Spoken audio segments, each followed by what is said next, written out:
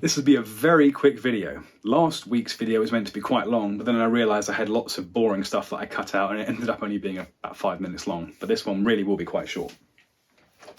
I have finished machining the axle boxes. This was a hateful task, primarily because I just wasn't confident in getting things square, and then that had knock-on effects, and so a lot of hard work on this, but I think they're basically there. The next piece would have been the horn block or the horn guide and spring castings. Unfortunately, these are the wrong castings. I was speaking to Brian at the 2.5 Inch Gauge Association, who deals with castings, and he's confirmed that he sent me the wrong ones.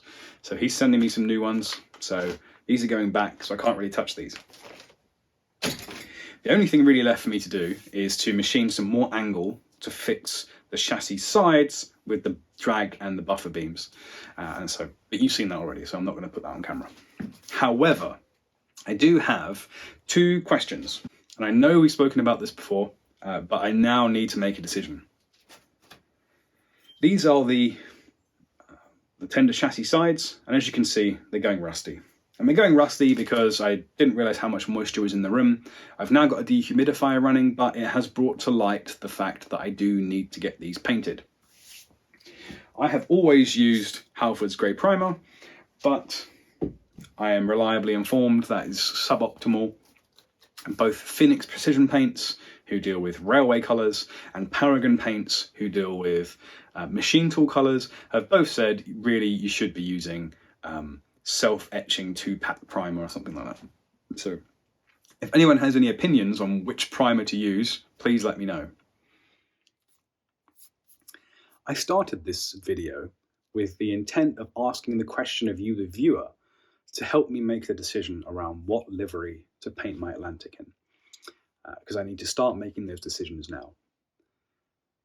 If you had asked me 6 months ago or a year ago whether I would want to paint my locomotive in a British Railways livery, I would have laughed in your face, because I'm not a huge fan of the British Railways era, particularly. I much prefer the grouping era and the pre-grouping era.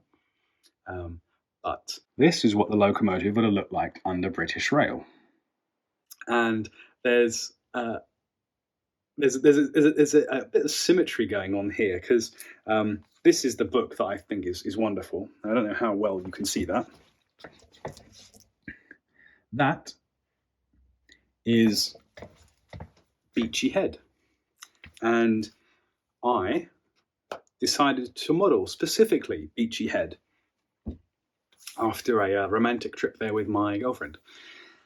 And not only that, but the Bluebell Railway, which is only a couple of miles away from me here, they are rebuilding an Atlantic as well.